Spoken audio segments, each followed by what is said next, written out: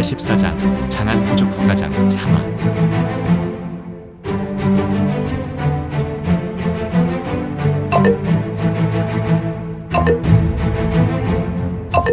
구독과 좋아요, 알림 설정 부탁드립니다.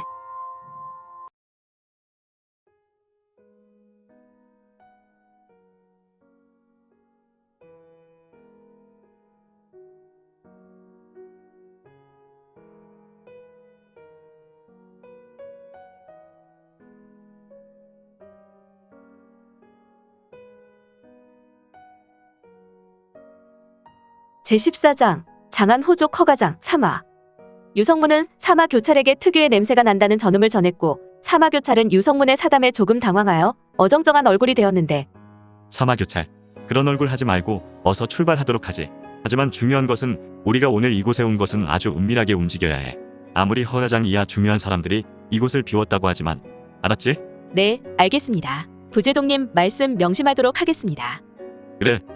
절정조는 나를 따르라. 조장은 항상 내 옆에선 아의 명령을 듣고 말이야. 알겠지? 네, 사마 교찰님. 그래, 각자 순풍운하게 경공으로 나를 따르라. 슈슈슈. 슈슈슈슈슈슈슈슈슈.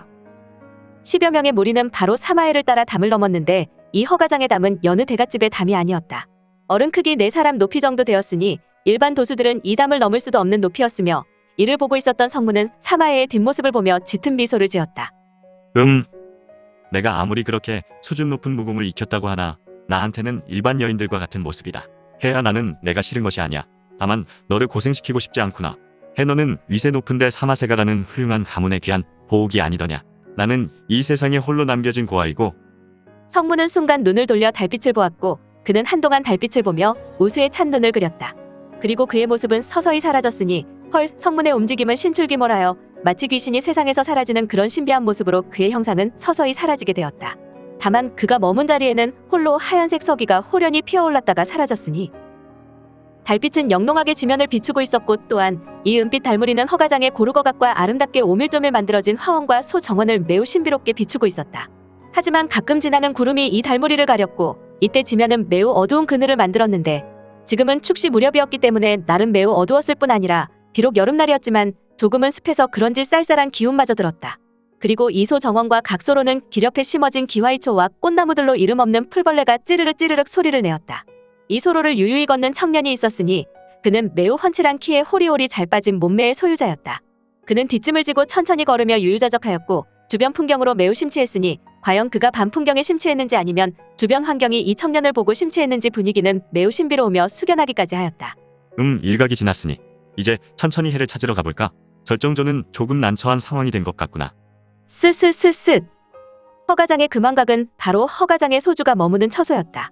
불과 한 달 전까지만 해도 이곳은 허가장 장주인 허대강의 장남인 허정수의 처소였지만 2달 전에 장남 허정수가 사라졌기 때문에 둘째 아들 경수가 지금 이곳 금왕각의 소주였다. 그는 학문과 무공에 제법 조예가 있었고, 또한 그는 특히 무공을 익히는 것에 심혈을 기울였고 매우 좋아했다. 이런 모습은 자신의 형과 다른 모습이었고 아버지 허대강은 이런 둘째를 매우 자랑스럽게 여겼다. 하지만 이 허경수라는 친구는 소문과 달리 인이대인이 아니었다. 그냥 세도가의 어리숙한 백면서생이 아니란 것이다.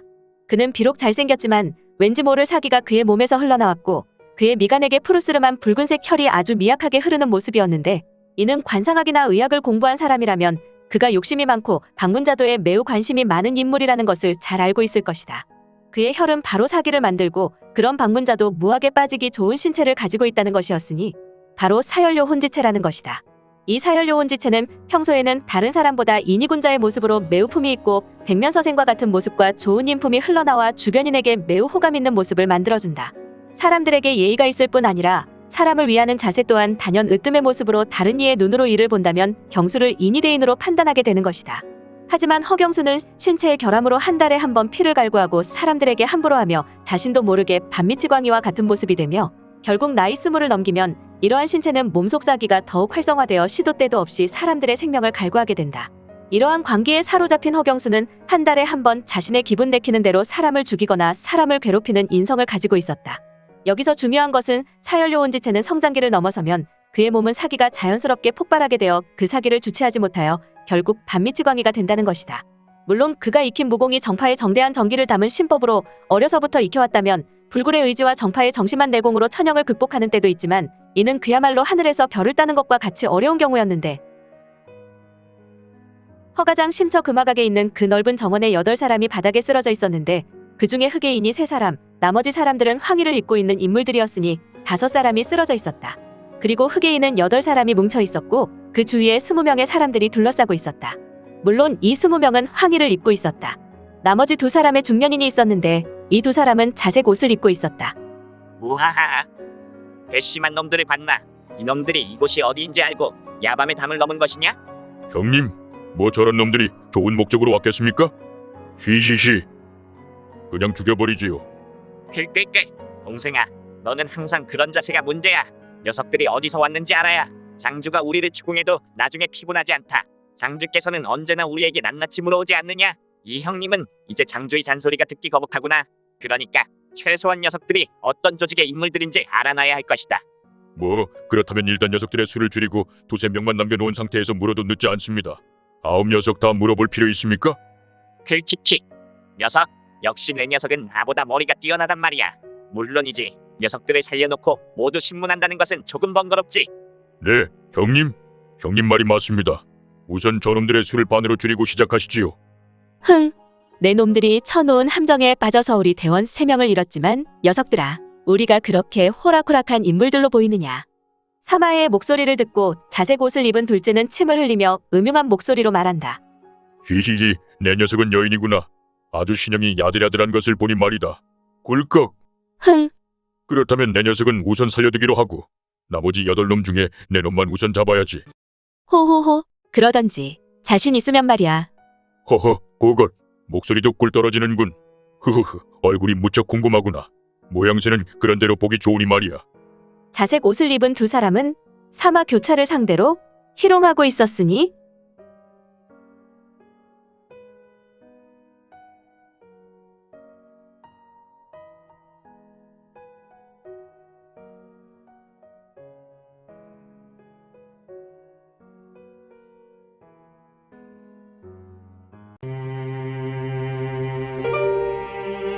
오늘 준비한 내용은 여기까지입니다. 아쉽지만 다음 시간에 만나 뵙겠습니다. 모두 건강하시고 최고로 멋진 하루 되세요. 음.